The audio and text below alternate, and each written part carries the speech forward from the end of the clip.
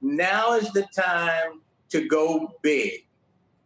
Short answers to long, horrific questions about the stain of slavery are not going to solve the inequality problem. We need to focus on wealth creation and wealth generation. And to do that, we must bring the descendants of slaves into equality with this nation. And that's what I proposed in this $14 trillion proposal, to provide reparations, not only for the sin or the atonement of the sin of slavery and Jim Crowism and desegregation, both de facto and de jure, but to cause America to live up to the concept and the notion that this nation was born on the idea of American exceptionalism. And if we take that big leap, I am convinced that the problems that we confront today can be solved, but it takes a big, bold action, and $14 trillion in reparation for damages visited upon the heirs of slaves is an appropriate statement.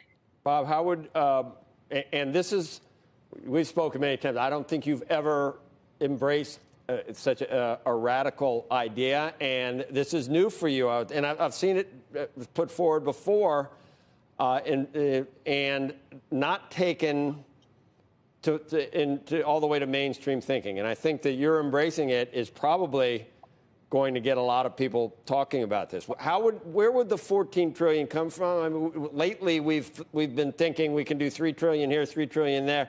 This would be through some type of wealth transfer from the haves to people that have the money, the wealthy individuals. Where would that $14 trillion come from?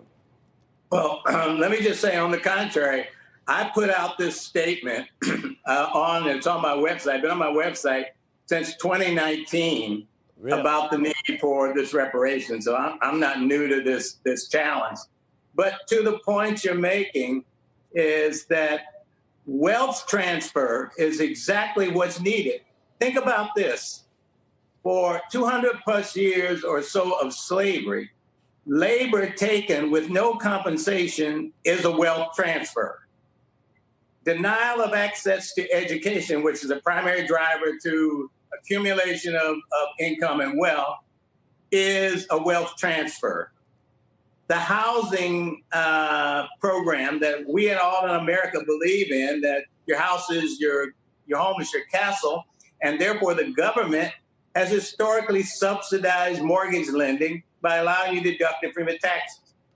But think of this. African Americans with no accumulation of wealth cannot afford to meet the down payments of home ownership, and therefore they live in apartments and where there is no deductibility for the interest they pay on their lease, for the income they pay on their lease. That's why today African Americans are about 40% of home ownership. White Americans are 70+% of home ownership.